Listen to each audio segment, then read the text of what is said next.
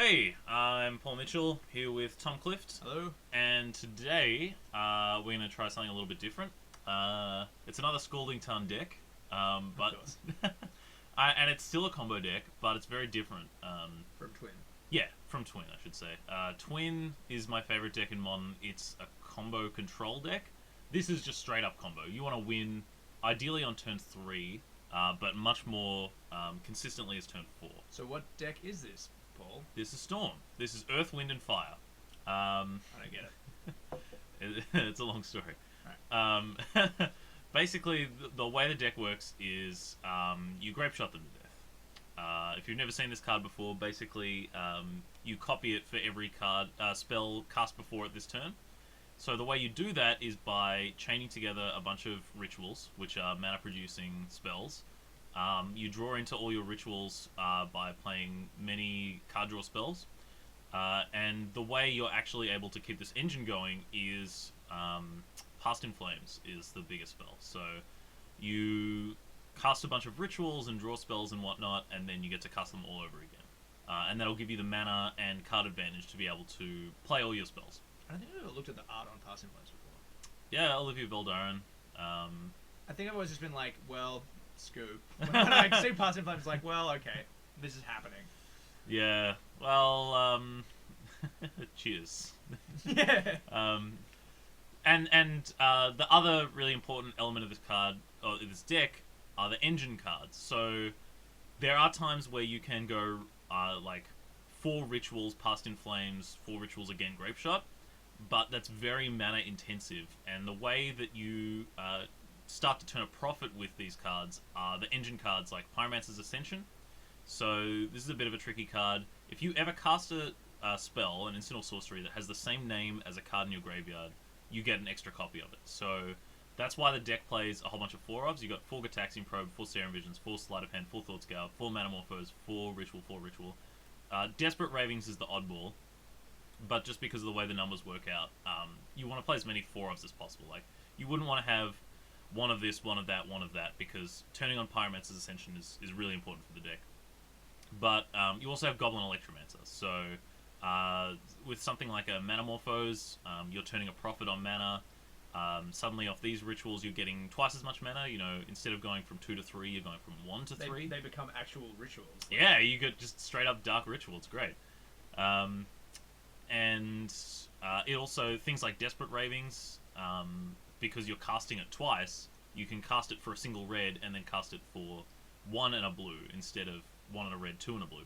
So Goblin Electromancer or Pyromancer's Ascension aren't necessary, but in 90% or more of cases, you're going to need 1 or 2 of these to really go off. Now, as is the case with a lot of these combo decks, you don't have a lot of space to sideboard. You can't take out too many of the main deck cards because it's going to disrupt what you're doing, but there is an alternate win condition, Empty the Warrens. And So why would you play Empty the Warrens over something like Grape Shot? basically, Grape Shot is better because you kill the turn you go off, and you can just punch them in the face for 20 damage and game over. And you can't counter, like we say with Storm, if you try and counter a Storm spell, you just counter 1 of the spells. Yeah, Storm's a weird mechanic. It's a trigger, so when you cast this spell, copy it. So it's not like I'm building up to this one giant spell and the blue player's sitting there with a counter spell going, you know, I'm going to counter his Grape Shot. It's like, well, you can counter 1 damage of a Grape Shot, but I'll hit you for the rest. So you should always go for Storm one more than you do. Don't go for Xaxes, go for like above Xaxes. If you can help it. Generally, when the Storm deck goes off, you can just basically draw your entire deck, which is pretty fun. Empty the Warrens comes in when you aren't expecting to be able to go off entirely, and it doesn't matter so much that you're not winning that turn. It matters that you're winning off very little. So when you sideboard into Empty the Warrens, you can go turn 2, Ritual, Ritual, Ritual, Empty the Warrens, and have 4 Goblin tokens, and maybe that's good Isn't that enough. 8 Goblin tokens? Ritual, Ritual, Ritual. It's Yeah, 8 goblins. it would Yeah. be 8 Goblins. Yeah. So sometimes you just have to say, look, you're playing a bunch of Graveyard Disruption. Empty the Warrens doesn't care if you're just playing Rituals. If your opponent's playing a lot of Thoughtseize, discard spells, and you're not going to have the same amount of resources to get the full engine going, like, they have a whole bunch of Abrupt Decays, for example, and you're not going to stick one of your engine cards. Empty the Warrens is almost always what you sideboard in when people come more prepared for the Storm plan post-sideboard. And then basically everything else is a disruption. So Shatterstorm is great against Affinity. Yep.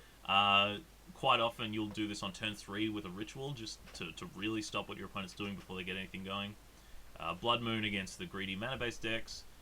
Defense Grid is a pretty sweet one. Just against counterspell decks? Yeah, against counterspells. There's also a Dispel hanging out here.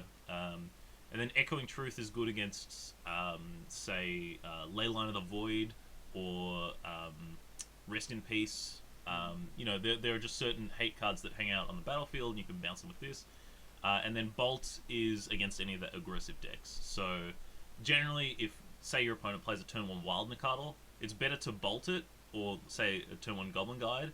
You can Bolt it, and that's going to gain you more time than you would have spent by casting, like, a Sleight of Hand or something.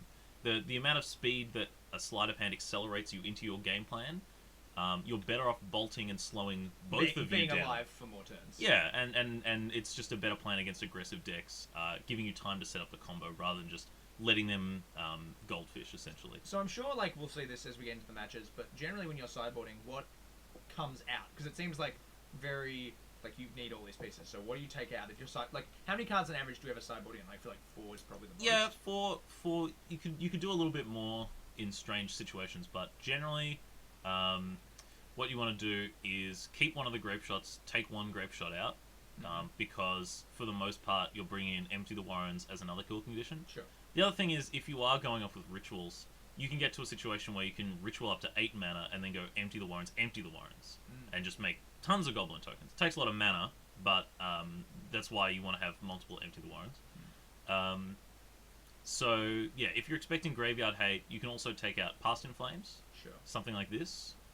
So, instead of going for a Past in Flames Grape Shot, draw my whole deck, Grape Shot you out, you can rely more on the Empty the Warrens, but you do still have these pieces. If, say you start drawing a million cards with Pyromancer's Ascension, you can still find these pieces and go off in the Game 1 style.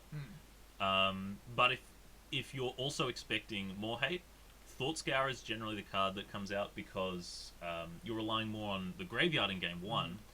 Once you start culling down and Past in Flames and you're kind of bootstrapping into a kill with, say, Storm is 4 rather than Storm is 19, Thought Scour gets a little worse. So you can also take out Thought Scour, bring in Defense Grid, Dispel, Blood Moon, whatever you think is going to be most appropriate for disrupting your opponent. The thing is, the more of this you bring in, the less the less effective your deck becomes. Blood Moon can shut down an entire deck, but if you get stuck with too many of these type of cards in your hand, you just can't win. Yeah, exactly. So you want to be careful about that kind of stuff. But in general, you can find space for a couple of hate cards. So, any questions? No, I don't think so.